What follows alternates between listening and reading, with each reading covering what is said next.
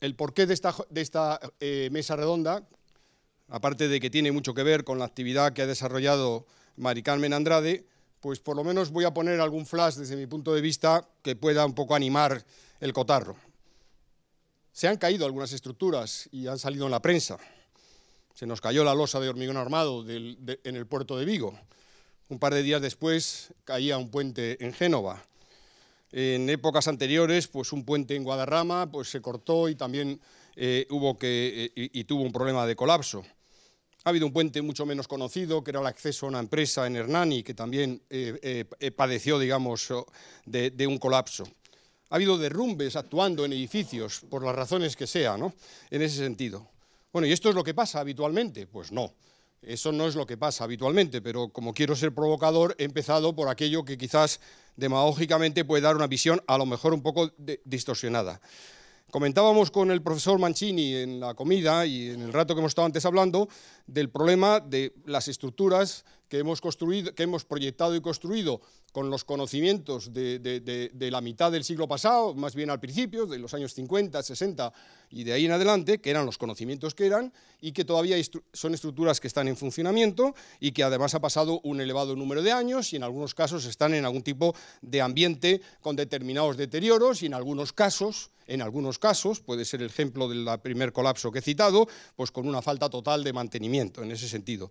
Y entonces la cuestión que nos ponemos sobre la mesa es hablar de si las estructuras de hormigón duran, si queréis un comentario demasiado genérico, ¿no?, en ese sentido, y por otro lado, pues qué se está haciendo en la vida de esas estructuras, si se las mira con cariño, si se las inspecciona, si se las refuerza, si tenemos herramientas para ello, si tenemos dinero. Bien, a título también de añadir ideas a las que cada uno de los ponentes, de los participantes de la mesa quieran añadir, pues reflexionando en voz alta, pues a veces uno se cuestiona si tenemos formación suficiente los técnicos, si la enseñanza universitaria y otro tipo de enseñanzas se dirige lo suficiente a estos conceptos de durabilidad y de intervención y evaluación de las estructuras existentes, si tenemos códigos o instrucciones que nos cubran esas actividades, que más bien son escasos en el caso de las estructuras existentes, si el país o el mundo está dispuesto a invertir el dinero que se requiere para mantener la infraestructura existente, especialmente en aquellos países que hemos hecho un desarrollo muy importante en las últimas décadas en el nivel de seguridad que esta sociedad admite, que es que la probabilidad de ruina sea muy, muy baja en ese sentido, y si finalmente pues, hay conocimiento suficiente, y solo lo que falta es inversión o lo que falta es formación, o a lo mejor hace falta aumentar ese conocimiento a través de actuaciones en investigación y desarrollo en los distintos campos. Hay 5 miembros en la mesa que van a participar. Permitirme que me ahorre el presentar a 2 de ellos, porque han sido presentados anteriormente y con mucho mejor que yo lo haría yo. Destacar en el caso de Hugo Corres que queremos que esté aquí, entre otras cosas, fundamentalmente su perfil proyectista. Es decir, qué piensa cuando proyecta en la durabilidad de las estructuras, qué piensa en la intervención en estructuras existentes cuando se encuentra con la realidad de tener que reforzarlas. Y en el caso de Mari Carmen Andrade, pues es obvio que lo que de ella necesitamos es sus reflexiones en el campo de la durabilidad desde el punto de vista de la innovación, de la investigación y el aumento del conocimiento y quizás también, aunque también eso podéis intervenir otros, en los campos relacionados con la normativa, hasta qué punto la normativa pues está incorporando los conocimientos tanto en el tema de la durabilidad como en el tema de la intervención. Pero nos acompañan otras 3 personas que no han sido presentadas y que quiero profundamente en nombre de la organización agradecer su presencia tras esta larga jornada en las partes anteriores, que son, por un lado, Eugenio Nassarre, que está en la parte a vuestra izquierda, no del todo, es decir, Eugenio Nassarre, en el pequeño currículum que le pedí que me mandara, pues si tuviera que decir solo una palabra, es que es ferroviario. Bueno, no sé si está Jorge Nassarre por aquí, o se ha ido ya, es el segundo que yo conozco, porque Jorge... Es que hemos tenido algunas guerras juntas en el pasado, guerras de amistad y de temas de etapa estudiantil y demás, pues ha sido siempre para mí un hombre ferroviario. Pues bueno, acabo de conocer, que yo a Eugenio no le conocía, como hombre ferroviario, ha pasado su vida en INECO y en ADIF, actualmente es el director técnico de la Dirección General de Mantenimiento y Explotación de ADIF y tiene en este momento bajo su responsabilidad las áreas técnicas ferroviarias y da soporte tanto a la red convencional del ferrocarril como a la red de alta velocidad.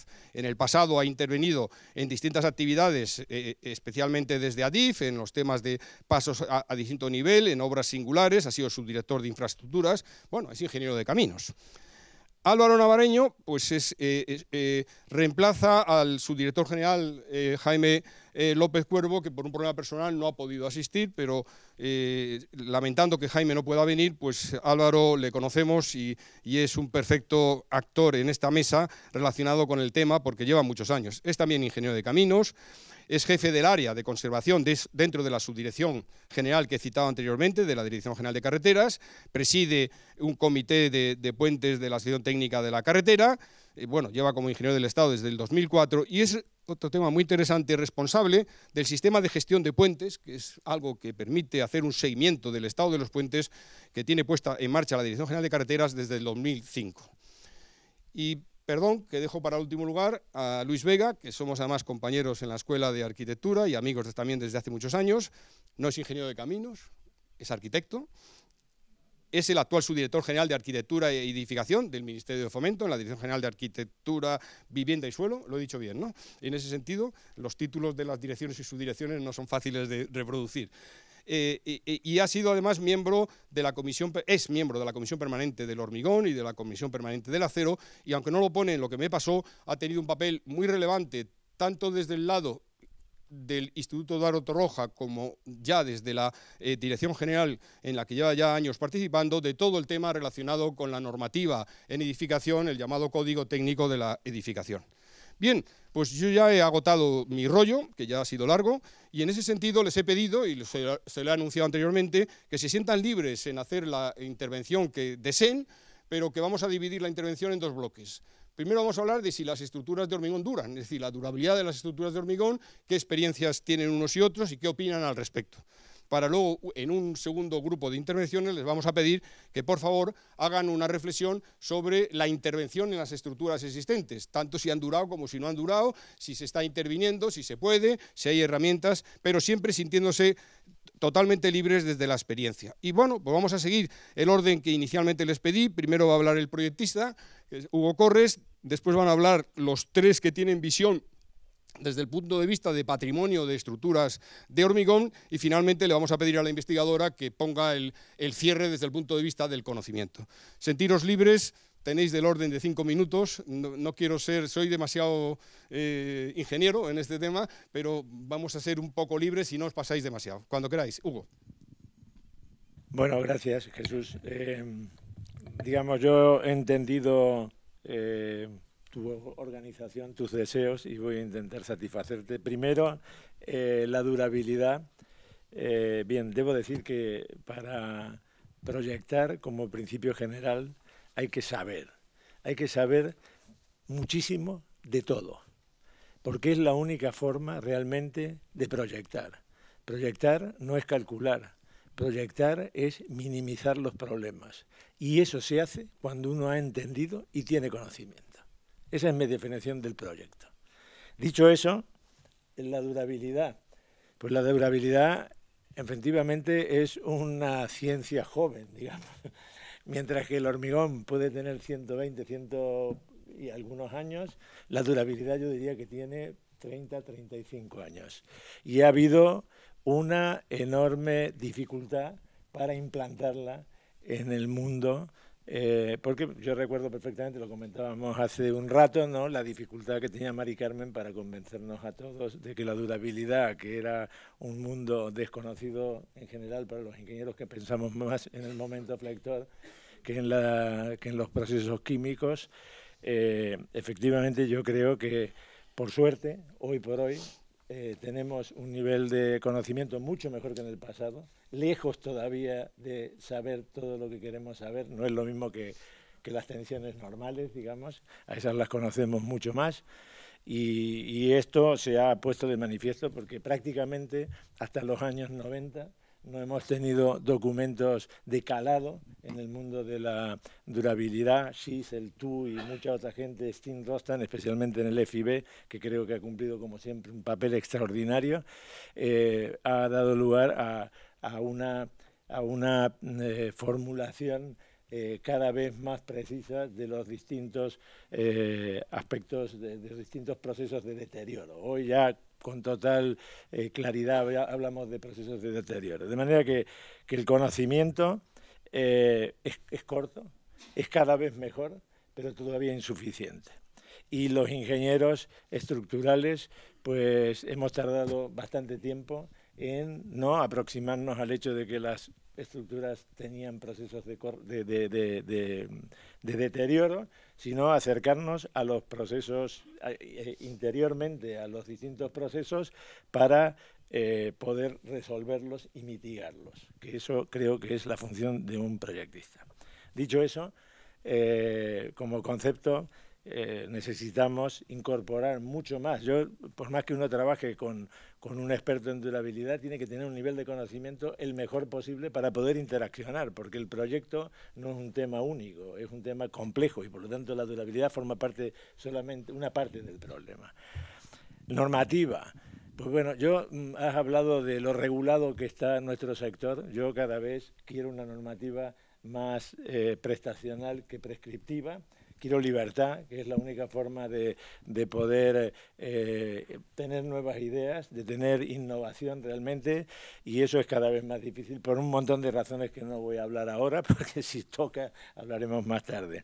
Pero debo decir que en España la primera normativa que hubo en donde la durabilidad tuvo un protagonismo importante de un capítulo fue en la EHE, la primera instrucción de hormigón estructural, que yo coordiné y que se editó en el año 2098. Esa fue la primera. Bueno, vino detrás del Código Modelo del 90 y vino también detrás o al lado de lo que fue el segundo Eurocódigo, que ya incorporó las cuestiones de durabilidad. De manera que sin embargo, nos falta muchísimo. Ahora, por ejemplo, estamos hablando en el Model Code, y yo creo que en el nuevo Model Code, que es el modelo de códigos, y que es sobre todo, y más que un código, la síntesis del conocimiento existente, que eso yo creo que es muy importante. Uno en un código ve cosas, pero luego tiene que tener el conocimiento, porque si no tiene el conocimiento está atado a unas recetas, no está atado a la capacidad de crear, que es proyectar, ¿no? Y en ese sentido, pues yo creo que la normativa, de que el esfuerzo normativo que se está haciendo ahora en el Model Code del 2020 es extraordinario. Y aparte una cosa que he apuntado aquí, la humildad. Ese proceso normativo tiene que dejar claro lo que no sabemos, porque siempre hablamos y escribimos muchísimo sobre lo que sabemos, pero todos sabemos que cuando proyectamos tenemos unas grandes necesidades, y la investigación, que ya hemos visto que tiene un valor extraordinario, pues muchas veces está desorientada, ¿no? Entonces, si verdaderamente somos capaces de introducir en nuestros documentos necesidades de lo que no sabemos, vamos a hacer una gran aportación a la investigación que hace falta para el futuro. Y la única cuestión, la educación. Pues la educación de la durabilidad ha estado ausente en nuestros programas, absolutamente ausente. Hemos empezado a hablar de la durabilidad hace relativamente poco con el nivel más bajo, que es el recubrimiento, la calidad que tiene que tener el hormigón, pero ha estado ausente. En esta escuela empezamos hace relativamente pocos años a introducir, no hay tiempo tampoco para mucho, un poco la durabilidad. Pero, en fin, ese es mi planteamiento. No hace falta tener unos códigos prescriptivos, hace falta conocimiento y hace falta educar, desde luego, pero para eso tenemos que educarnos casi todos para poder entender primero, para educar después. Muchas gracias, Hugo. Eugenio, la cosa ferroviaria. Hay que apretar allí, sí. Bueno, buenas tardes. Lo primero, muy agradecido por estar hoy aquí, a Carmen y a toda la organización, abrumado por el nivel de las jornadas. Os voy a intentar dar 4 ideas en estos 5 minutos que tenemos. Primera, que es importante, que es a un administrador de infraestructuras ferroviarias como nosotros, la durabilidad le importa. Es decir, la durabilidad es importante. ¿Por qué? Porque en las estructuras, la infraestructura permanece, al contrario que otros elementos que forman parte del sistema ferroviario, ¿no? Entonces, hablando de la durabilidad de la infraestructura tiene que conseguir permanecer incluso aceptando la evolución del resto de elementos, incluso aceptando la evolución de las prestaciones que el sistema le pide, ¿no? En segundo lugar, por la edad que tiene nuestra infraestructura. Nosotros, en la red convencional, el 90% de la red se construyó en el siglo XIX. Y en ese sentido, pues tenemos 4.000 puentes de hormigón, que muchos de ellos ya están alcanzando esa edad de los 100 años de vida útil para la que se construyeron, ¿no? Y en ese sentido, que también vinculado a esa reflexión, a mí me interesa hacer la reflexión de una durabilidad, o sea, de que en torno a la durabilidad no solo plantearnos la durabilidad vinculada a la vida útil con la que se proyectó el puente, sino que tenemos que conseguir, o al menos eso es lo que nos gustaría como administrador, aumentar la durabilidad de las estructuras. Es decir, tenemos, igual que ha pasado con los puentes de fábrica, con los puentes metálicos, en los que hemos superado ampliamente, ¿no?, los 100 años de vida útil para lo que se construyó, pues ese ejercicio de intentar alargar la vida útil de las estructuras.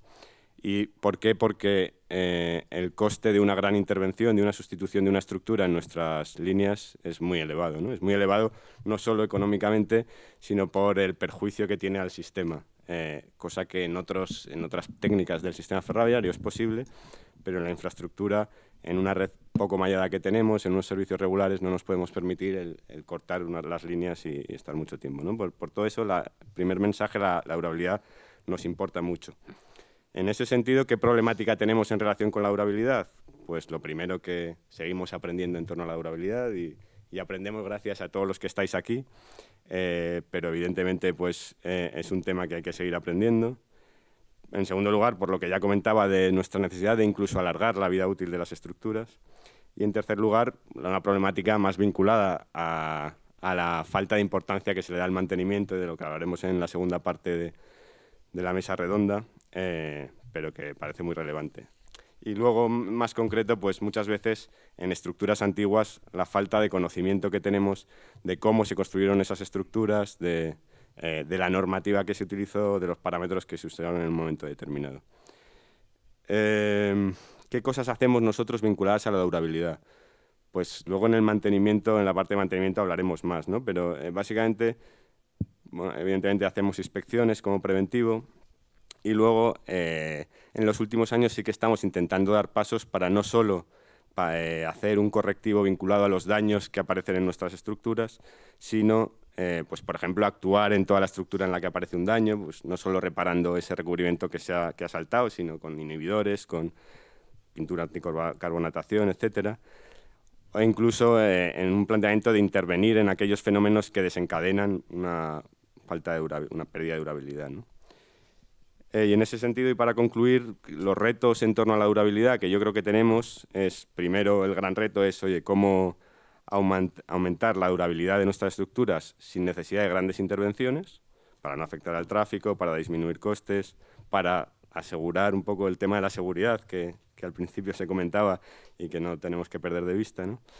Y nuestro gran tema práctico para llevar esto a cabo es, yo creo, un nuevo modelo de mantenimiento que comentaré en la segunda parte. Muchísimas gracias, Eugenio. Pasamos ahora al sector de carreteras, autovías y autopistas. Y Álvaro, tienes la palabra.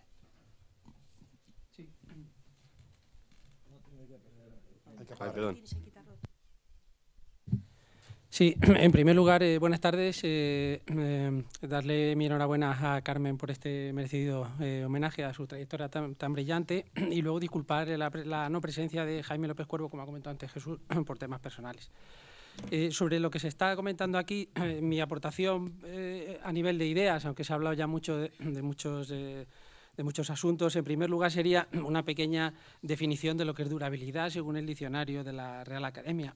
Aunque los códigos estructurales, como comentaba Hugo, hay una definición más técnica y más precisa, pero desde luego por la palabra durabilidad el diccionario dice en primer lugar cualidad de durable, lo cual suele ser bastante habitual también en nuestro diccionario remitirnos al adjetivo y por durable pues ya podemos pensar muchas cosas. Y en segundo, y sí que me interesaba más esta sección, es calidad de un material, producto o servicio respecto a su duración. Esto hay que enlazarlo un poco con aquello que nos van transmitiendo actualmente, sobre todo los médicos, que es que hoy en día la esperanza de vida se ha prolongado, la gente vive afortunadamente muchos más años, pero no se trata de vivir mucho, sino de llegar en buenas condiciones. Entonces, en este sentido, la palabra durabilidad ha ido mejorando en los últimos años y cada vez somos más exigentes. Es decir, a mí me gustaría también hablar en positivo, como decía Hugo, la durabilidad es una palabra que ha progresado, que actualmente el nivel de exigencia es mucho mayor, pero no solo la durabilidad en sí, sino que cada vez se habla de más elementos, del equipamiento, de cantidad de factores que exige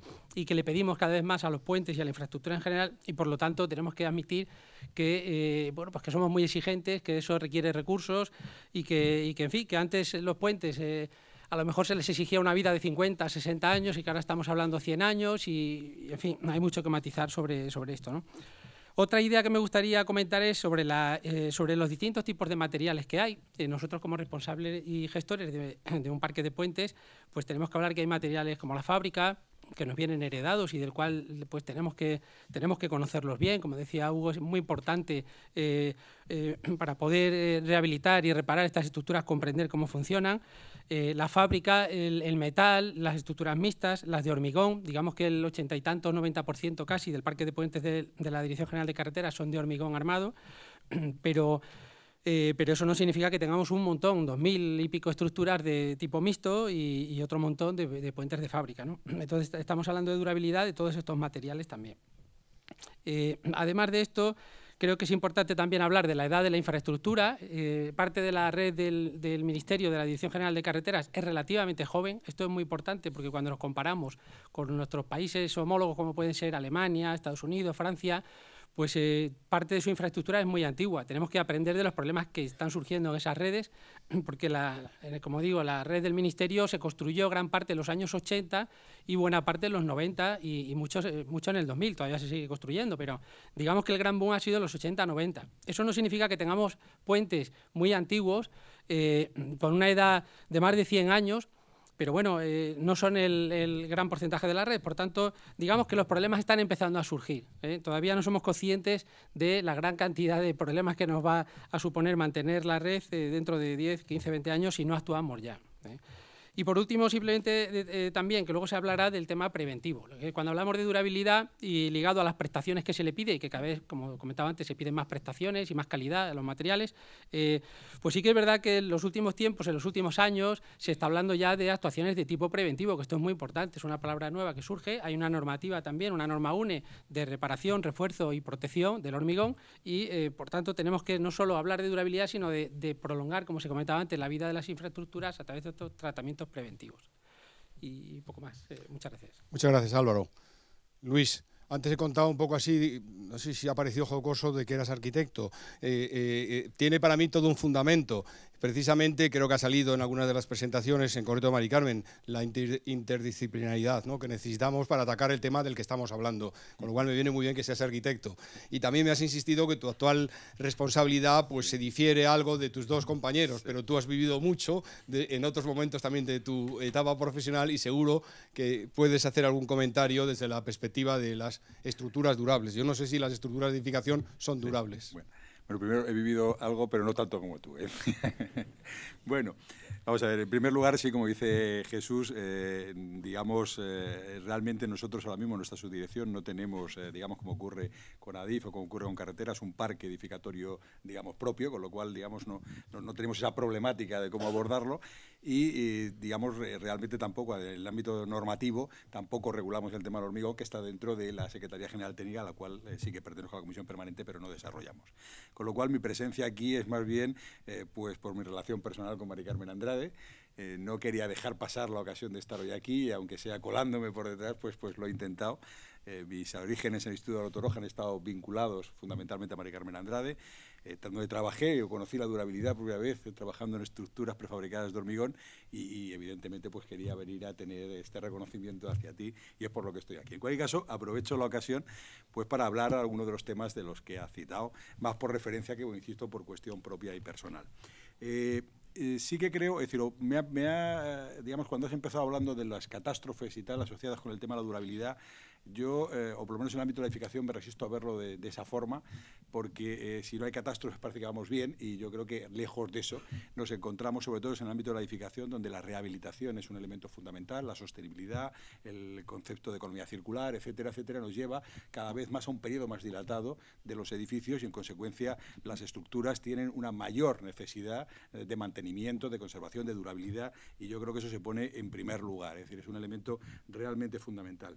En cuanto al grado digamos, de problemática con las estructuras dentro del ámbito de la edificación, yo creo que había que diferenciar fundamentalmente que en infraestructuras, la infraestructura en sí misma es estructura, es decir, es eso, ¿no? En edificación la estructura es una parte de la edificación en su conjunto, y probablemente comparativamente con los problemas que dan otros tipos de elementos de la edificación, como puede ser las cubiertas, las fachadas, temas de humedades, etcétera, la estructura queda un poco, digamos, desdibujada, ¿no? Es decir, los daños o por ejemplo, por decir una cifra, los informes técnicos de evaluación de los edificios pues vienen a dar aproximadamente una cifra de en torno al 10 al 15% de problemas estructurales frente a otros tipos de problemas, es decir, que queda como más diluido el problema. En cualquier caso, eso no significa en absoluto, es decir, digamos, no es tan preponderante como puede ser en las infraestructuras, pero sí que es preocupante dentro del ámbito de la edificación. También es verdad que son estructuras menos comprometidas la mayoría de las veces, y eso, bueno, pues genera menos problemas. Por la parte de reglamentación, sí que quisiera también, digamos, un poco la experiencia que hemos ido teniendo. Yo, la verdad es que empecé a trabajar en el tema de reglamentación, insisto, de la mano de Mari Carmen Andrade y del Instituto de Ciencias de la Construcción de Torroja, y creo que la verdad es que en durabilidad hemos ido avanzados con respecto a otros países. Es decir, y yo creo que ahora que estoy dentro del ámbito del Ministerio, que es muy diferente a cuando estaba en el otro lado, es decir, en el otro lado siempre decía, ¿por qué no se ponen estas cosas? Y ahora que estoy dentro digo, no pongamos estas cosas, que no están maduras. Pues realmente yo creo que se dieron pasos muy significativos. Por ejemplo, la incorporación de anejos para poder evaluar la durabilidad de una forma numérica era un elemento realmente brutal en una normativa. La normativa estamos mucho más acostumbrados a cosas mucho más consolidadas. De hecho, cuento a título anecdótico que cuando yo me acerqué a la instrucción, tenía la imagen un poco más bucólica de instrucción como elemento, digamos, de enseñanza, de tal y cual. Y dije, no, instrucción era de ordeno y mando, esto es lo que hay que hacer, ¿no? Entonces, esa era la visión general. Ahora yo creo que la normativa va evolucionando. Y ahí me gustaría hacer una reflexión sobre la diferencia entre normativa y regulación. Utilizamos muchas veces el término normativa de forma general, evidentemente lo engloba todo, pero hay que diferenciar lo que son las normas, lo que son los elementos que intentan configurar un mundo reconocido por todos, en donde, digamos, se definen conceptos básicos de cómo abordar determinados tipos de problemas, y lo que es la regulación, lo que es la reglamentación. La reglamentación lo que debe hacer es fijar objetivos, es decir, yo quiero llegar hasta aquí. ¿Cómo se llega hasta aquí? Pues con las normas, pero las normas no deben formar parte, desde mi punto de vista, de lo que es, digamos, el desarrollo propio de la administración, es decir, porque están al margen de ello, es decir, a mí me hace cierta gracia escuchar vacíos normativos, por ejemplo, en el mundo de las estructuras mixtas. Hemos calculado estructuras mixtas hace muchos años y no tenemos norma. Es decir, ¿estamos desangelados? No. Hay conocimiento y no es necesario muchas veces, digamos, anclarlo dentro de un marco reglamentario. Sí que es necesario decir pues, los objetivos, es decir, cuáles son los límites de flecha, cuáles son ese tipo de cosas, pero no, evidentemente, cómo se calcula. Y también me ha parecido muy importante, sobre todo de cara a futuro, el tema de lo que no sabemos. Es decir, ahí sí que me parece que es fundamental. Y ahí sí que es vital que logremos traspasar este concepto del mundo reglamentario, porque el mundo reglamentario seguro que nunca va a dar respuesta a eso. Es decir, lo que no sabemos nunca acaba estando en un reglamento, porque el reglamento es un elemento que da seguridad jurídica frente a los jueces y que en ese sentido tiene información muy consolidada. Por eso creo que es fundamental que en el tema de la durabilidad, que fue el elemento de partida, pero en otros muchos temas, logremos trasvasar al ámbito digamos, de la investigación o al ámbito normativo muchos temas que no tienen por qué estar en una versión como muy antigua, fruto de la reglamentación. Eso era los años 30 o 40, que fueron las normativas estructuras, pero normativas modernas de otros ámbitos, como puede ser la energía, etcétera, etcétera, no incluyen dentro del ámbito reglamentario en absoluto aspectos relacionados con procedimientos de cálculo, etcétera, etcétera. Y un poco esa es mi reflexión inicial. Pues, muchas gracias. Mari Carmen, ¿quieres cerrar este primer turno? Sí, bueno, gracias ya dije antes, a los que estáis en la mesa y parecía importante poder hacer reflexiones sobre el mantenimiento de las infraestructuras, o por lo menos yo quería transmitirlo así, es mucho más importante el tema que la persona, y quería hacer dos reflexiones cortas. una de ellas es que lo que decía Hugo de que era difícil transmitir y la pelea de...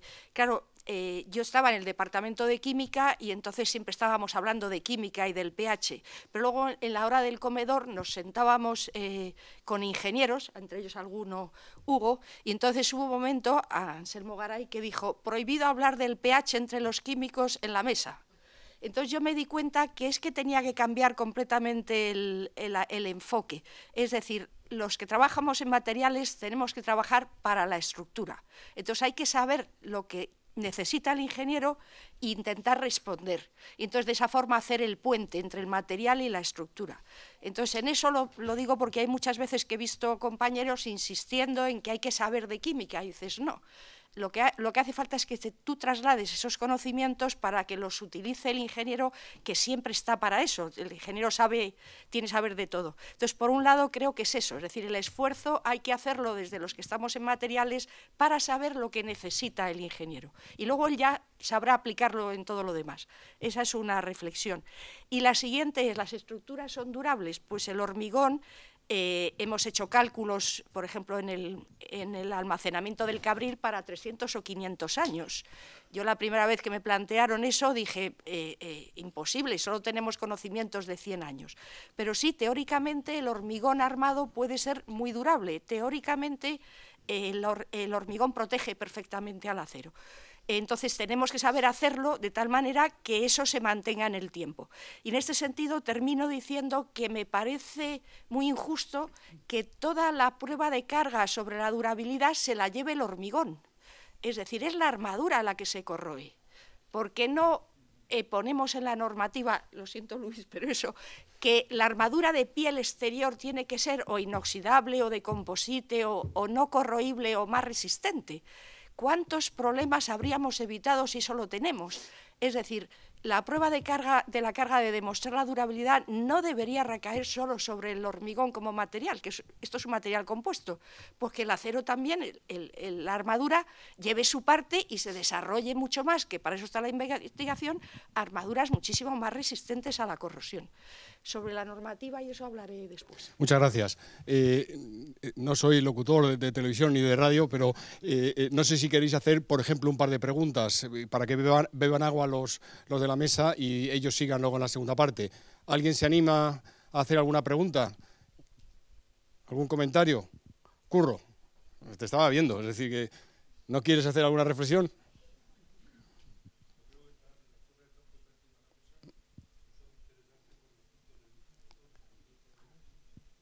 No voy a seguir nombrando, no voy a hablar con mi familia que anda por ahí atrás, es decir, no les voy a preguntar. A ver, el equipo que ha venido de Ciudad Real, que sois un montón de gente con muchas ganas, ¿le apetece a alguien intervenir? Solo si le apetece, claro.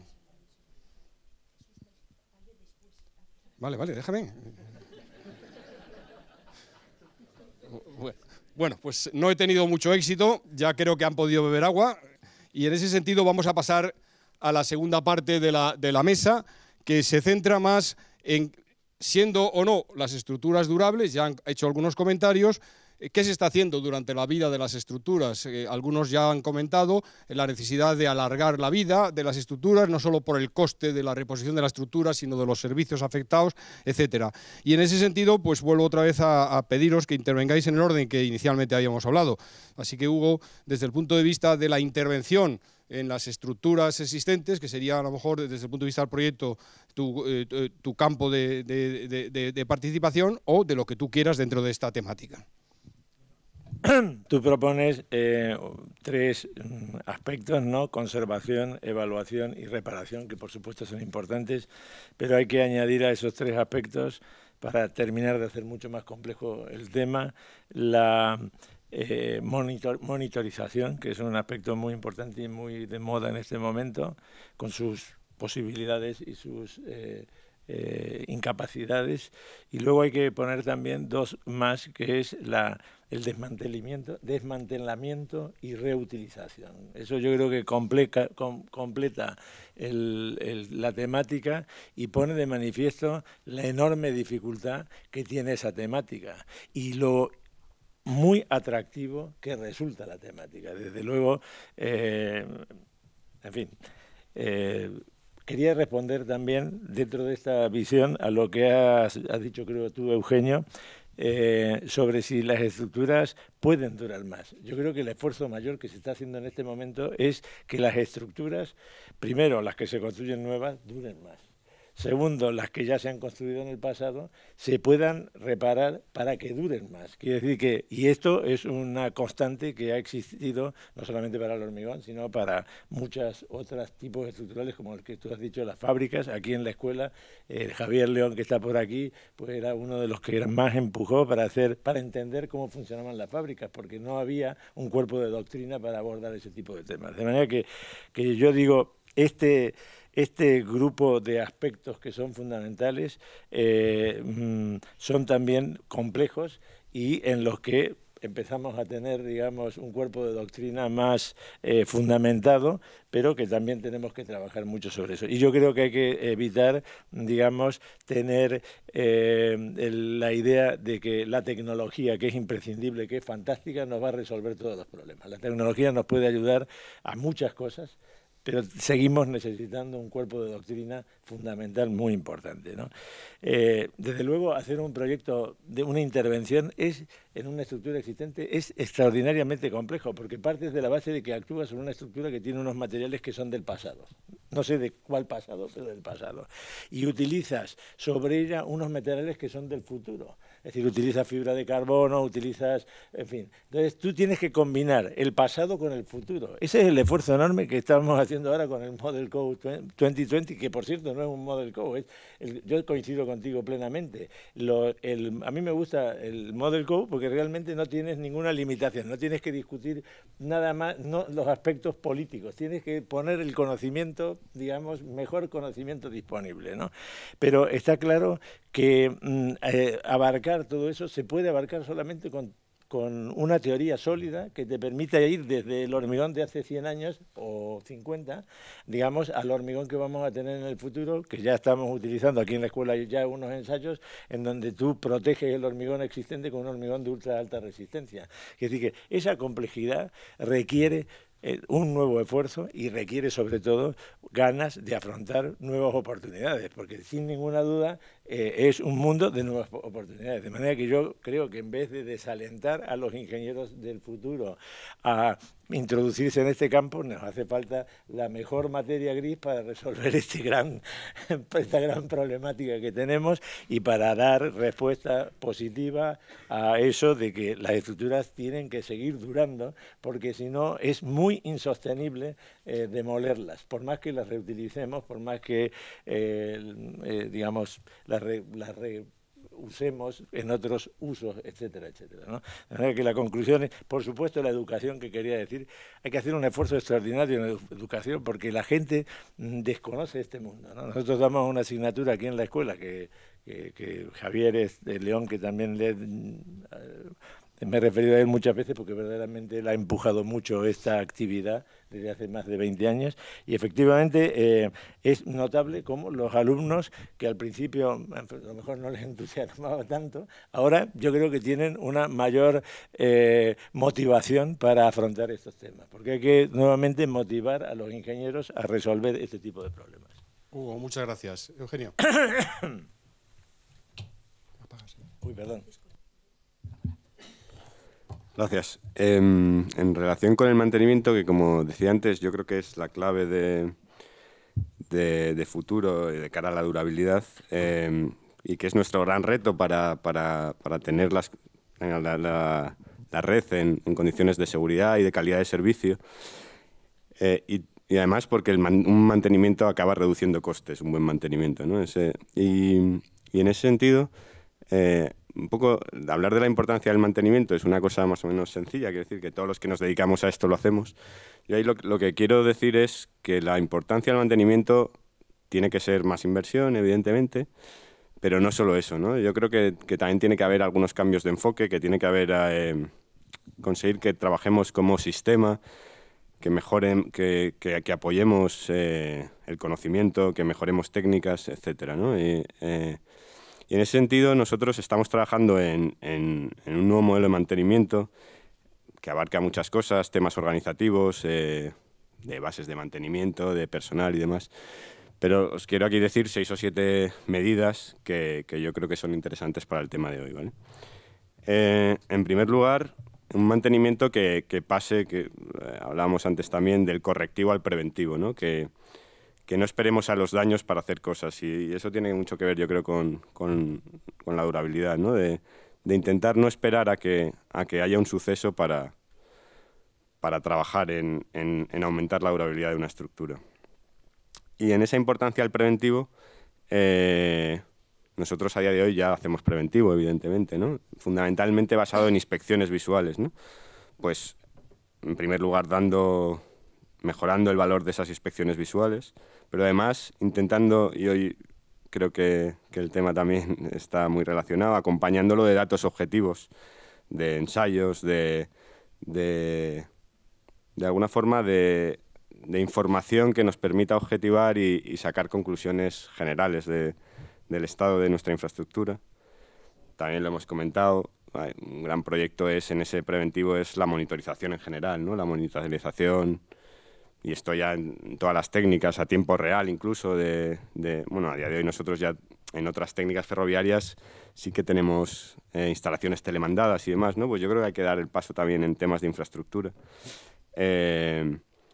Y eso, incluso haciendo intervenciones preventivas, digo ya más allá de la inspección y más allá de tener la información de la estructura, sino de intervenir para alargar la vida de las estructuras, ¿no? Otro gran tema que también se ha comentado es, bueno, pues, oye, trabajar como un sistema, ¿no? Y en ese sentido, mejorar la gestión de todos hoy la tecnología nos permite manejar mejor los datos, y yo creo que eso, sin volvernos locos con los datos, pero sí que, bueno, creo que nos permite cosas de análisis agregados, etcétera, que es interesante tener en cuenta. Por otro lado, yo creo que hay otra gran medida que tiene que ser el aumento del conocimiento en ingeniería del mantenimiento, que muchas veces, probablemente ahora la gente tenga más interés, ¿no? Pero ha sido una parte de la ingeniería pues menos atractiva, ¿no? Y a mí me interesa que ese aumento de conocimiento se dé en 2 facetas. Una, internamente en nuestra casa. Creo que es muy importante que los administradores de infraestructuras mantengamos conocimiento para poder saber pedir afuera lo que necesitamos, para poder saber interpretar las cosas. Y también externa, un poco en la línea de lo que decíais antes, ¿no? De esa colaboración entre administraciones, empresas, universidad, muy enfocada a lo que de verdad se necesita en nuestra infraestructura. Y luego yo creo, por último, que un gran planteamiento es el identificar problemas concretos y soluciones concretas a casos concretos, ¿no? Nosotros trabajamos mucho con procedimientos globales de mantenimiento, ¿no? Y creo que luego tenemos que ser capaces de detectar casos que tengan eso a lo que todos aspiramos, de un plan de mantenimiento para cada uno de los elementos, ¿no? Creo que a nivel global probablemente no tenga todo el sentido, pero en determinados casos sí, ¿no? A partir de ahí, y por no alargarme más, pues un poco de lo que son las reparaciones y las intervenciones, simplemente insistir en lo que ha dicho Hugo, de que cada intervención de reparación en una estructura yo creo que es un mundo, ¿no? Porque no sabes lo que te vas a encontrar, porque lo que se hizo de distinta manera de lo que ahora lo haríamos y demás. Y en ese sentido, vuelvo a insistir en que a nosotros no nos interesa hacer grandes reparaciones, sino lo que nos interesa es hacer pequeñas cosas que nos hagan no tener que hacer grandes cosas. Y por último, ya que ha salido aquí tanto el tema de la normativa, ¿no? Un poco mi reflexión sobre eso es, nosotros probablemente incluso la sensación que tenemos, ¿no? Es, oye, incluso hay demasiadas normas a veces, ¿no? Tenemos, bueno, entre las normas europeas, las nacionales, las que nos generamos el propio administrador, etcétera, pues a veces es una locura de normas, ¿no? Y en ese sentido, la norma tiene que dar claridad y eso probablemente a veces lo perdemos. Pero sí que, por otro lado, hay una cosa que para luego el mantenimiento es interesante y tal, que es tener cosas normalizadas, ¿no? O sea, por ejemplo, muchas muchas veces a la hora de analizar un puente que ha tenido una determinada patología es interesante ver cómo si ese puente, si esa tipología se repitió en la construcción de una línea completa, pues podemos ver cómo esa patología se repite y por tanto la intervención la puede repetir, ¿no? Y en ese sentido la norma tiene también esa virtud, ¿no? Y nada más. Muchas gracias, Eugenio. Álvaro. Sí, a mí me gustaría simplemente apuntar una serie de ideas, incluso para que luego se genere algo de debate o podamos hablar de ellas sin explicarlas con mucha profusión. La primera de ellas es un poco, volviendo a lo que decíamos al principio y hablando de durabilidad todo el rato, que la durabilidad, como se plantea realmente en la regulación, y creo que es como se tiene que abordar, es como una estrategia. En realidad hay que abordarla desde el proyecto, desde la construcción y, por supuesto, desde el mantenimiento. No hay que eximir tampoco la culpa, ¿no? Pero tiene que ser una estrategia que, en el fondo, en esto pues estamos todos de acuerdo. Por otro lado, sobre las inspecciones de las estructuras que comentábamos, y hablando desde el enfoque del químico y del ingeniero, se nos da el caso, porque las inspecciones son generalmente visuales, de que una fisura en un centro de urbano, pues en un puente de losa postensada, pues a lo mejor, si lo ve un ingeniero, dice que es una fisura por esfuerzos, por flexión o por tal, y si lo ve un químico, pues te plantea la duda de que puede ser un ataque por sulfatos o una reacción árido-álcali. Eso nos ha pasado y nos pasa. Bien, eso nos hace cuestionarnos la veracidad de cualquiera de las dos afirmaciones e investigar en último detalle a qué se debe esa fisura. Bueno, pues yo creo que al final esa aproximación que decía Carmen es necesaria. Si no se produce en los laboratorios, pues al final en el campo pues nos obliga a investigar hasta las últimas consecuencias y analizarlo y al final integrar la química con la ingeniería porque no cabe otra, ¿no? Por eso creo que es muy bueno el enfoque multidisciplinar. Sobre todo en conservación. Otra idea que me gustaría dejar encima de la mesa es que la divulgación, cuando hablamos del tema de la conservación, se viene hablando que hemos avanzado mucho, que todavía queda mucho por hacer, pero la divulgación del conocimiento es muy importante, sobre todo los que estamos todo el día dedicados a la conservación, a la reparación. No lo vemos, pero se echa en falta. A mí me llamaron el otro día por dos asuntos. Uno era un puente que estaban construyendo, estaban haciendo el proyecto en la zona norte de España, en Aragón, y me planteaban si tenían que hacerlo con un hormigón resistente a fundentes o se podía poner una impermeabilización buena y por lo tanto el hormigón no tenía que ser resistente a fundentes. Bueno, pues estas cosas se preguntan. Hablamos de que tenía que tener un buen sistema de impermeabilización sí o sí y que probablemente a lo mejor el hormigón, pues en ese caso no era necesario que fuera resistente a fundentes, dependiendo del tipo de puente, no voy a entrar en el detalle, ¿no? Pero estas cosas están encima de la mesa. O sea, todo el mundo sabe o conoce la EHE, conocemos lo que es el mantenimiento, conocemos que se echa sal, conocemos tal, pero estas dudas todavía siguen estando encima de la mesa. Por eso creo que hay mucho que mejorar. Y por otro lado también me llegó que un tema de un puente en una zona muy cercana al mar, a menos de 1 kilómetro, y un puente mixto, un puente de acero corten. El acero corten, pues muchos saben, otros no tanto, pero que en un ambiente salino pues no se comporta bien, no se estabiliza la pátina de corrosión y se sigue corroyendo igual o más pues, que un acero normal. Entonces, bueno, pues me imagino que habría sus condicionantes y no conozco el problema al detalle, pero bueno, pues estas cosas siguen estando ahí y es bueno hablar de qué defectos, qué problemas hay y que tenemos que ir poco a poco mejorando.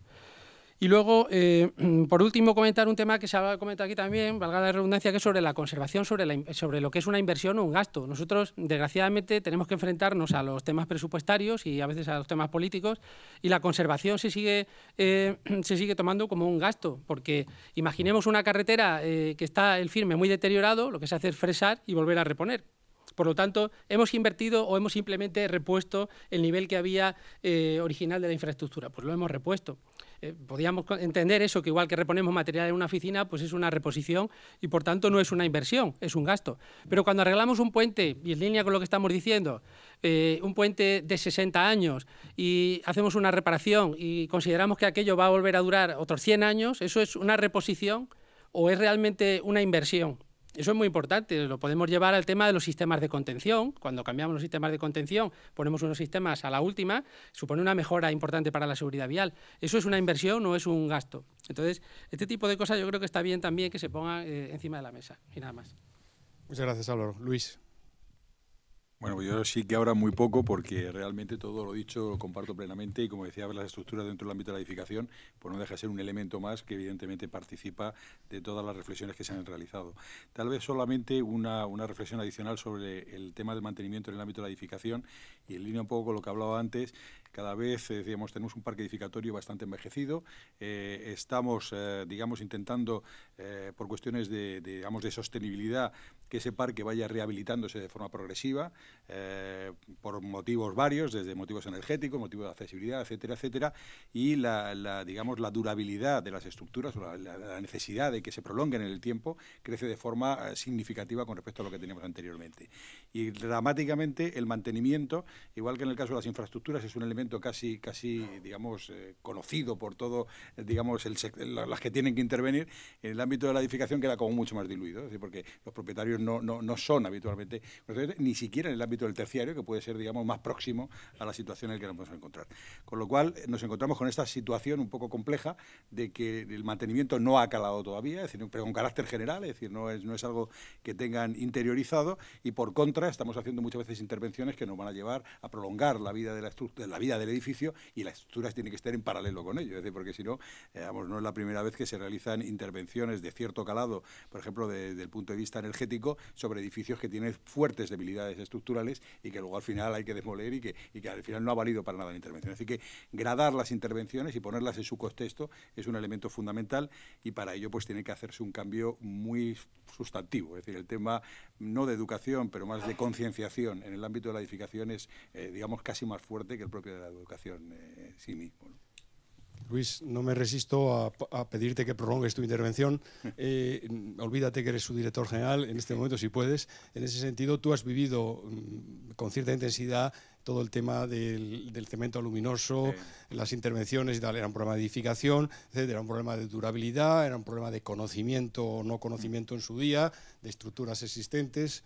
¿Alguna reflexión pues sí, al pairo de lo que viviste en su momento, que es un ejemplo claramente que afectaba profundamente a la edificación en algunos sectores? Pues yo precisamente sí que tal vez la necesidad del conocimiento, siempre del conocimiento. El otro día, hace poco, hablando con unas personas, decíamos, bueno, digamos, la fiebre que hubo inicial, que recordarás, Mari Carmen, de intentar tirarlo todo, es decir, había mucho miedo. Y recuerdo que había un término que todos me recordáis, que era la hidrólisis alcalina, que se citaba y decía, es que la vigueta se va a licuefactar y se nos va a caer por los laterales, entonces pierde toda la resistencia. Claro, la alarma era tremenda, hasta que en un momento determinado se empezó a decir, cuidado, que esto no es así, es decir, que hay una resistencia residual de mínimo 60 litros por metro cuadrado y las cosas son sensiblemente diferentes. A partir de ahí cambia radicalmente la estrategia, cambia la forma de actuar y realmente actúa con mucha más lógica interna.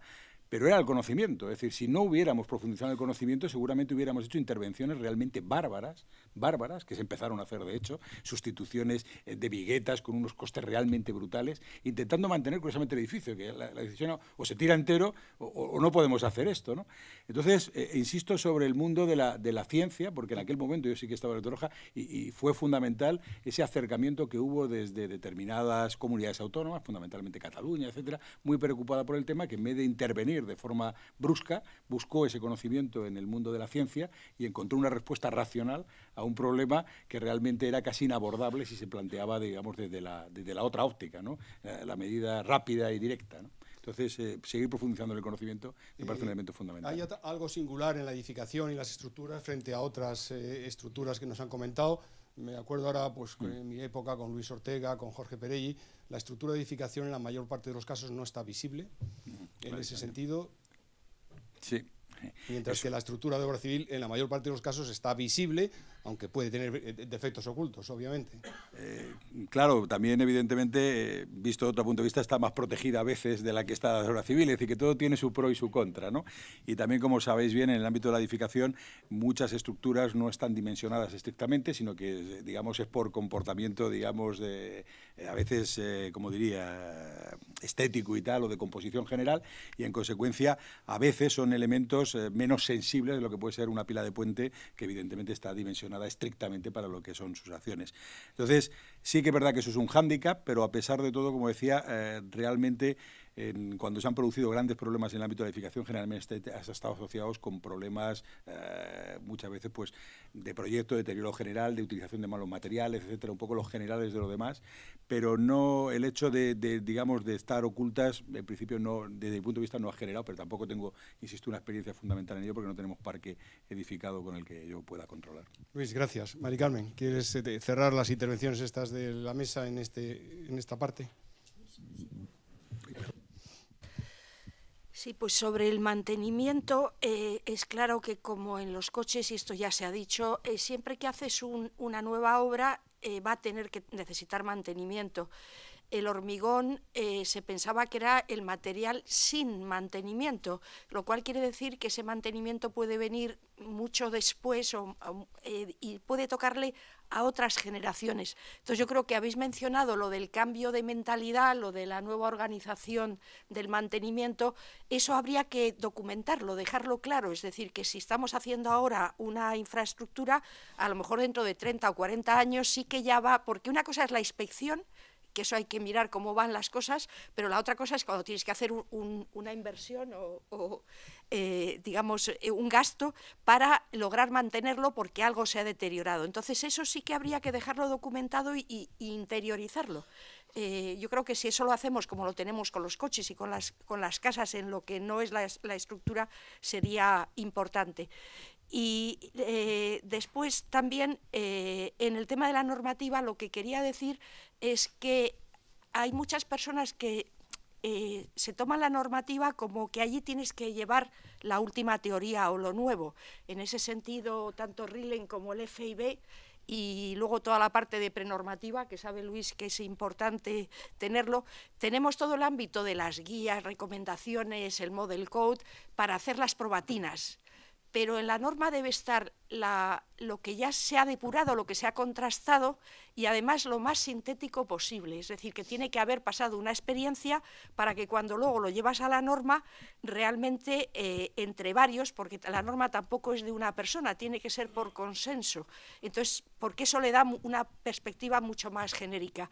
Y en ese sentido hay un riesgo en los investigadores cuando quieren llevar las teorías rápidamente a la norma. No, cuando yo hablo que me parece fundamental la normativa es porque hace falta saber cuáles son las preguntas para que luego desde una perspectiva de guía o de prenormativa se pueda ir respondiendo y probando para luego poder llevarlo a la norma. Eso es lo que quería comentar. Muchas gracias. Os veo bastante dormidos. No, yo no me atrevo. No. Si ahora sí vale, entonces sí. No, por si vas preparando la pregunta, que te llevo el micrófono en este momento, a mí lo de reciclar el puente, reciclar me ha gustado, y todo el tema de la monitorización y demás también me interesa mucho, pero hay que ver qué hacemos con los millones de datos en ese sentido. Lo digo para provocar.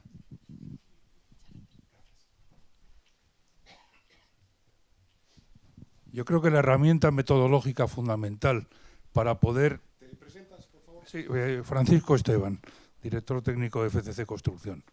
Yo creo que la herramienta fundamental para poder integrar todos estos conceptos es el análisis de ciclo de vida como herramienta metodológica de abordar las infraestructuras.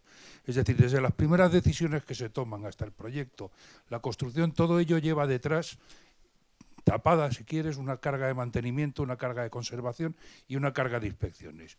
Entonces, exactamente igual que se está utilizando el análisis de ciclo de vida para determinar huellas de carbono de estructuras, para determinar la contribución a la economía circular, llegando al desmantelamiento, como ha dicho Hugo, creo que es la única manera de generar suficiente conocimiento como para de verdad poder entender lo que se está haciendo desde el principio. Y hay herramientas como BIM que permiten gestionar todo eso y creo que permitiría generar conocimiento incluso para atacar las estructuras existentes o heredadas de cara al futuro.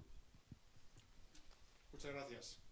¿Queréis alguno intervenir o contestar? Espera un momento, Luis. ¿Alguno queréis contestar? Bueno, yo, de manera muy rápida, sobre el tema del BIM, que se está hablando mucho, como sabéis, y tal, hay varios grupos abiertos de trabajo. Nosotros estamos particularmente interesados un poco en cómo encaja el BIM con lo que es la conservación de las estructuras. Hay que pensar que el BIM, cuando nace de un proyecto nuevo, pues es muy bonito, hacemos nuestros modelos, empezamos a meter datos de construcción, empezamos a meter trazabilidad, pero cuando tenemos un puente construido hace 40 años, pues queda, en fin, es muy complicado saber exactamente todo lo que tenemos allí. Y la cuestión es qué datos necesitamos nosotros para poder explotar aquello de la mejor manera posible. Es decir, se está trabajando ahora de cara al BIM, qué datos son necesarios para la explotación de la infraestructura, qué datos mínimos son necesarios recabar en los puentes que ya tenemos para poder realizar esos modelos adaptados a la infraestructura existente, y en eso se está trabajando ahora.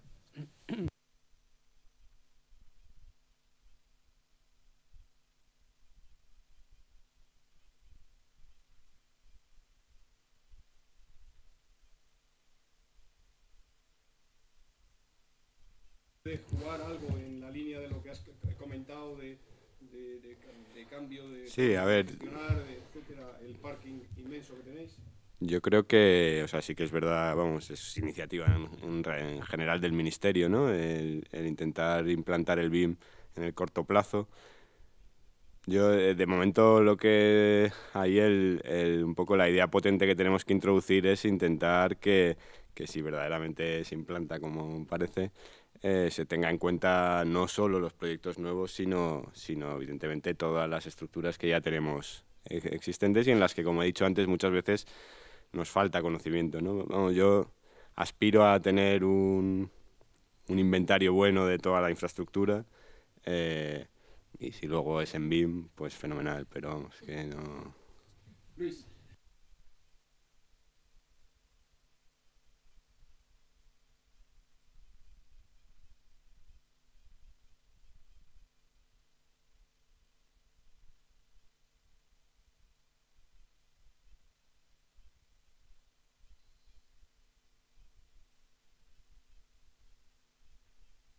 Bueno, decía que estoy completamente de acuerdo en la gestión integral del ciclo de vida. Y entonces, descendiendo un poco al terreno más cerca del suelo, porque lo del BIM me parece muy bien, pero todavía no lo acabamos de ver, yo destacaría dos temas en los que sí se puede, sin esperar a la total implantación del BIM, empezar a trabajar. El primero, en el mundo del proyecto. Creo que sería buenísimo que los ingenieros que se incorporan al mundo de las empresas que os dedicáis al proyecto de estructuras nuevas y a la reparación de estructuras antiguas, los hicierais entrar primero por el mundo de la reparación de estructuras antiguas, con los ingenieros senior que ya saben de los proyectos de reparación. ¿Por qué? Porque empezarían a evitar los detalles de las estructuras nuevas que luego han dar problemas cuando tienen 20 o 30 años. Creo que sería buenísimo. Segundo, en el mundo de la licitación y la construcción de estructuras nuevas. Desgraciadamente, al final, lo que prima es el precio. Y como lo que prima es el precio, nos olvidamos de todos aquellos detalles que nos van a ahorrar un montón de gastos de mantenimiento. Porque lo que ha dicho Carmen antes, ¿y por qué no estamos construyendo en ambientes sumamente agresivos estructuras de hormigón armado con armaduras que no se corroan? Es que no hay quien lo entienda. Sinceramente, no hay quien lo entienda. O sea, es empeñarse en negar la realidad o empeñarse en confiar en que como el recubrimiento va a tener 3 centímetros va a ser suficiente. No. Si al final el ambiente es suficientemente agresivo, nos estamos encontrando, y Carmen, tú lo sabes, cantidad de estructuras, y no precisamente ya de puentes de las que se han hablado aquí, construidas en ambientes muy agresivos y que al cabo de 20 años, 25 años, están para tirarlas y hacerlas nuevas.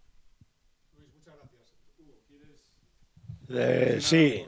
Desde el proyecto? Bueno, en fin, la idea de hacer trabajar a la gente en los proyectos de reparación o de evaluación de las estructuras existentes, que eso es mucho más complicado todavía, ¿no? Porque antes de reparar tienes que decidir realmente qué debes reparar, porque merece la pena reparar, y que eso va a alargar, digamos, estimar la vida útil remanente de una forma razonable, ¿no? Entonces yo creo que eso es fantástico, lo que pasa es que tiene muy poca prensa. Es decir, muy poca prensa porque la sociedad valora mucho más que tú hagas una obra nueva que hagas una obra de reparación. Ya he hablado de él, que no se sabe si es gasto o inversión, por ejemplo, ¿no?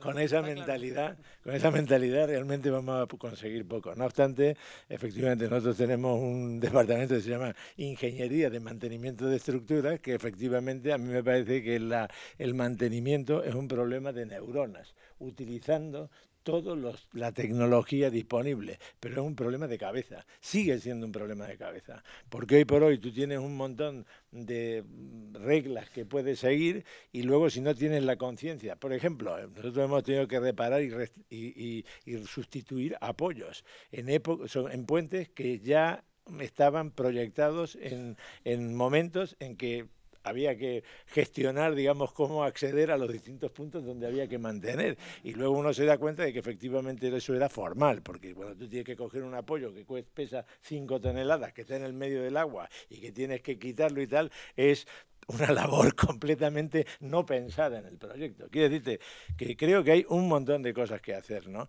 Pero efectivamente tiene que tener valor nuestro trabajo, porque si nuestro trabajo no tiene valor, pues efectivamente no vamos a conseguir mejorar la situación que tenemos. Tiene que tener valor nuestro trabajo, y yo creo que lo tiene, y hace falta la tecnología, la monitorización, el Big Data, la inteligencia artificial,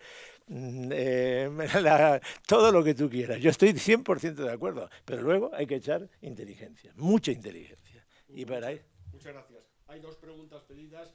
Yo propondría no prolongar más el tema a efectos de poder tomar la copa que está prevista si los organizadores están de acuerdo. Sí, Antonio Martínez Cutilla. No, quería tomar el hilo de dos reflexiones que ha hecho Luis Vega y Luis Ortega también relativa al tema marco regulatorio y normativo, y que tal vez si no sería interesante lo que se ha hecho en otros ámbitos, en la ingeniería sísmica, por ejemplo, en el marco regulatorio ir a pedir un diseño por prestaciones, es decir, usted de alguna manera garantíceme durante los próximos 120 años unas determinadas condiciones de servicio y de resistencia de la propia estructura, con lo cual de alguna manera se solventaría ese problema que ha comentado en ese aspecto Luis Ortega también.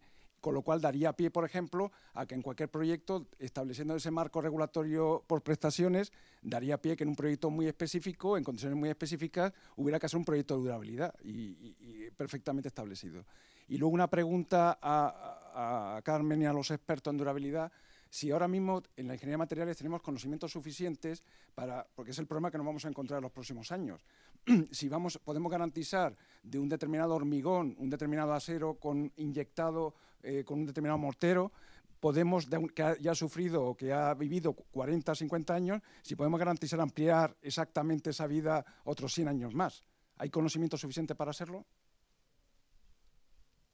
Contestando rápido, por favor. Sí. En este momento, para extenderla 30, 40 o 50 años, tienes conocimientos, no para más. Es decir, cuando se hace la durabilidad a 100 años, yo suelo poner en las clases cómo iba vestida mi abuela en aquel entonces, de hace 100 años, y llevaba digamos, los trajes eran largos, y si miráis los coches cómo eran, y los aparatos que he puesto yo hoy de lo que era hace 50 años, medir. Es decir, realmente 100 años es un salto enorme, y que no tenemos ni idea de cómo va a ser la tecnología entonces. Ya digo, pensando en los coches nos hacemos idea.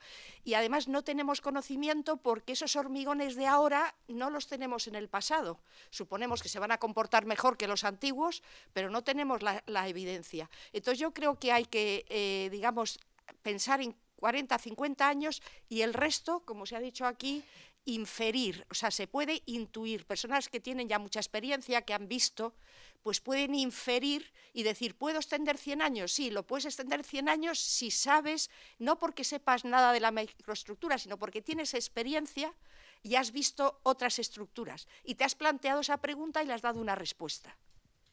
No sé si te contesto. Muchas gracias, María Carmen. José Romo tiene... Sí, bueno... Si es posible, la última pregunta, sí. Salvo que la mesa quiera intervenir. Bueno, era una reflexión más que una pregunta. Digamos, enlazando con la parte de proyecto, que es lo que me dedico más, creo que hay un montón de cosas que ya sabemos, o sea, hay un montón de cosas que no sabemos, pero hay otras que sí sabemos, y digamos una cosa que ya que estamos en el ámbito de H, pues que siempre, digamos, tiene grupos de trabajo, o la ATC mismo, ¿no?, que ha hecho pues con H hace poco un documento sobre aparatos de apoyos y juntas. Creo que hay un cierto conocimiento de prácticas que sabemos que no funcionan, por ejemplo, esa pregunta que te han hecho sobre el puente con acero corte en el lado del mar, o el uso de vigas a media madera. O sea, hay un montón de cosas que sabemos que no funcionan, y que quizás en lugar de hacerlo independientemente, oficina a oficina, enseñando a nuestros ingenieros jóvenes, pues podíamos poner en común. O sea, esas guías de buena práctica de lo que ya sabemos, pues yo creo que es un esfuerzo que, en fin, que aquí hay un montón de gente que sabe de eso, y que puesto en común pues nos daría un impulso importante en el tema de durabilidad. Simplemente era eso. Sí quería, en relación con lo que has comentado antes de la normativa prestacional, nosotros, o por lo menos yo mismo, y digamos, yo creo que desde la época del Torroja, siempre nos hemos apostado mucho por la vía prestacional. El problema que tiene la vía prestacional es que requiere un estado de conocimiento muy elevado, es decir, no es tan fácil decir esto funciona, es decir, una condición suficiente, como decir cuál es la condición necesaria, ¿no? Entonces ahí es donde nos encontramos un poco con la problemática. Pero evidentemente el futuro está ahí. Es decir, eso no significa que todos los proyectos tengan que ser necesariamente prestacionales. Muchas veces es una complicación innecesaria para cuestiones convencionales. Pero cada vez más nos enfrentamos a proyectos que requieren ese enfoque prestacional, no solamente desde el punto de vista estructural, punto de vista de protección frente a incendios, etcétera, etcétera. Es decir, esa tiene que ser la línea, y lo que pasa es que la reglamentación ahí lo único que puede hacer es, digamos, tirar del conocimiento que se ha desarrollado previamente. Es decir, por ejemplo, ya las nuevas instrucciones de hormigón incorporan temas como el índice de fiabilidad de la estructura, etcétera, que hace unos años estaban implícitos, pero no explícitos. En consecuencia, es fundamental que se vea claro que eso es la materia, esta lo que decíamos, la investigación prenormativa. Es decir, esa no debemos abandonarla nunca, es un elemento de consolidación y a partir de ahí podrá ponerse. Evidentemente siempre puede coexistir con normativas más o menos prescriptivas, pero siempre abriendo esa vía de salida que entendemos que es fundamental. Y yo diría que además incorporando, que se ha dicho también anteriormente, el concepto de ciclo de vida. Es decir, muchas veces hacemos un análisis parcial de los temas y hay cosas que resisten bien el análisis parcial, pero resisten muy mal a largo plazo. Es decir, por ejemplo, el no considerar el tema mantenimiento es que es absurdo. El mantenimiento es inherente a la estructura y si se hace un análisis de ciclo de vida forma parte de la misma. Lo que no pagas ahora, pagas luego. Igual pasa en la energía de uso del edificio no tiene nada que ver con la energía embebida. Entonces, quiero decir, cada vez más tenemos que ir avanzando en esos marcos mucho más globales y más prestacionales. Eso sin duda es el futuro de la normativa. Hugo. Bueno, sí, las normas teóricamente son prestacionales. Lo que pasa es que los seguros no son prestacionales. Quiere decir que si tú tienes algún problema, efectivamente, al final el seguro te machaca. Entonces, realmente uno tiene la posibilidad de satisfacer unas prestaciones a partir de unos modelos que están en la norma, que todo el mundo usa, porque es una protección jurídica. Entonces yo creo que esa cuestión también hay que, porque si no somos capaces de proponer eso de una forma realista, no vamos a poder salir de este agujero. Y otra cosa, yo comparto 100% de lo que dice Pepe, sabemos mucho, hemos hecho muchas cosas bien en el mantenimiento, que ahora ha estado muy discutido. En fin, no cabe la menor duda, yo soy consciente porque me he involucrado mucho en esto, de que hemos hecho cosas estupendamente bien. Y hay algunas otras cosas que tenemos que mejorarlas, ¿no? Pero yo creo que hay una cosa que es fundamental y es que realmente necesitamos la administración que nos acompañe. Porque si tú verdaderamente tienes un montón de requisitos que quieres alcanzar y para eso tienes que invertir un montón de tiempo para poder conseguirlos y luego no tienes el respaldo de alguien que realmente sepa valorar ese aspecto, que no es lo mismo que el que no lo hace, pues al final está indefenso. Yo creo que realmente todos tenemos que digamos, pensar que el proceso nos involucra a todos de una forma muy general y que no se puede hablar de escenarios ideales solamente. Es bueno hacerlo, pero no solamente. Yo para cerrar quería, en este mundo que se habla de la transformación digital, que afecta a la banca, afecta a los seguros, afecta también a la construcción, ¿cómo veis desde las carreteras y desde el ferrocarril el tema de la instrumentación continua y el tratamiento posterior de toda esa información? ¿Es factible, es posible, hay recursos, interesa, es un montón de datos que luego es difícil de gestionar? Bueno, particularmente yo esta mañana recibía una empresa grande aquí en España que me estuvo exponiendo un sistema que tienen de monitorización que han implantado en México y que, bueno, que creo que era una línea ferroviaria de 160 kilómetros o 150 kilómetros y que tenían una monitorización de no sé cuántas estructuras en tiempo real con el tema del Big Data, del Machine Learning. De alguna manera decían que intentaban ahorrar a lo largo del mantenimiento pues en inspecciones, de manera que si yo sé la frecuencia de vibración normal al paso de unos ferrocarriles y no sé qué y tal, pues si hay un cambio en la rigidez o se provoca un problema, pues que es capaz de detectarlo y todo eso te exige un año de pruebas y de calibración del modelo y que luego en un futuro pues esto me va a dar grandes resultados. Bueno, pues esa creo que es la realidad que comentaba antes también Eugenio. Hay grupos de trabajo sobre mantenimiento predictivo, ya no se habla de corregir y reparar, sino de ir por delante de los problemas. Bueno, todavía creo que es una realidad que está por escribir, pero indudablemente creo que acabará entrando. Estas cosas todavía son caras, pero acabará entrando sin lugar a dudas. Pero por terminar ya, y le cedo la palabra a Eugenio si quiere aportar algo, en línea con lo que decía Hugo, hay una realidad en la conservación, y lo voy a casar con lo que comentaba yo antes, y es que, desgraciadamente, para lo bueno y para lo malo, conservar las carreteras sabemos lo que nos cuesta. Es decir, sabemos que vale mantenerlos firmes bien, depende de lo que consideremos bien, pero podemos decir bien o regular. Sabemos las necesidades de inversión de los puentes, es decir, esto no se trata de construir un tramo nuevo de autovía, sino que sabemos que mantener la red de carreteras vale X euros. Si no tenemos esos X euros, evidentemente estamos dejando de dar un servicio. Entonces, esto es muy importante por lo que decía Hugo, de valorar el trabajo. Una de las conclusiones de un libro que se hizo de planes de mantenimiento es que el coste de mantenimiento de las estructuras ronda a lo largo de unos 100 años estimados el 60-70% del coste de construcción. Eso lo sabemos. Entonces, tenemos esa cantidad de dinero encima de la mesa, es decir, somos capaces de, la teoría está encima de la mesa, somos capaces de poner esa cantidad de dinero para mantener la infraestructura bien. Pues eso es lo que yo creo que la financiación del mantenimiento, en última instancia, que es lo que quiero decir, es algo que está ahora encima de la mesa desde el punto de vista político, como ustedes conocerán. Eugenio, ¿quieres añadir algo?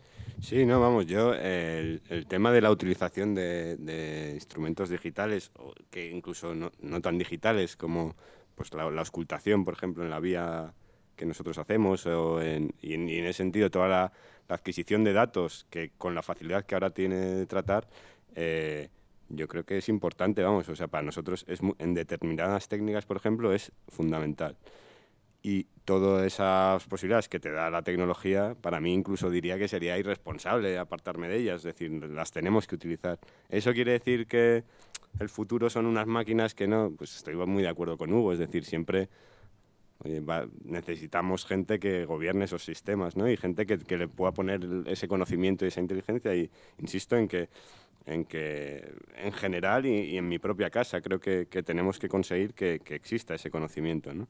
Nosotros, de alguna forma, a partir de ahí, pues oye, hay muchas vertientes de la monitorización. Yo, por ejemplo, sí que veo clarísimo un poco planteamientos de monitorización más vinculados a la seguridad, y pongo ejemplos. Por ejemplo, nosotros tenemos un problema de trincheras, ¿no? Que tenemos un montón de trincheras muy verticales, muy cercanas a la vía y demás, ¿no? Pues ahora estamos haciendo unas experiencias piloto de distintos sistemas de caídas de objetos con visión artificial, con mallas con fibra óptica y demás.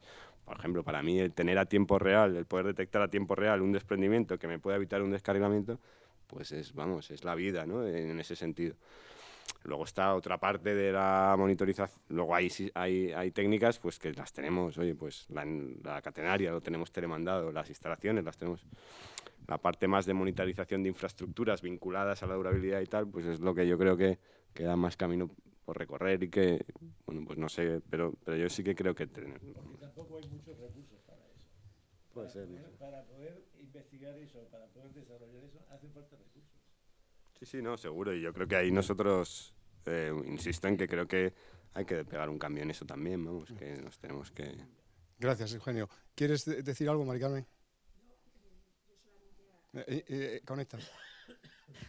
Solamente dar las gracias ya a los miembros de la mesa y a los que habéis intervenido y a los que han estado aquí toda la tarde. Simplemente agradecer muchísimo este acto y que ojalá sea eso estímulo de que busquemos cómo ir mejorando y cómo, como decía Hugo, se valora más esta inteligencia. Y en eso hay que ser, como decía Pepe, hay que ser corporativos, porque si no otras especialidades lo venden mucho mejor y creo que hay que, digamos, salir y decirlo en la prensa, a través de H o como sea. Pero nada más, que muchas gracias a todos. Muchas gracias a todos. La clausura.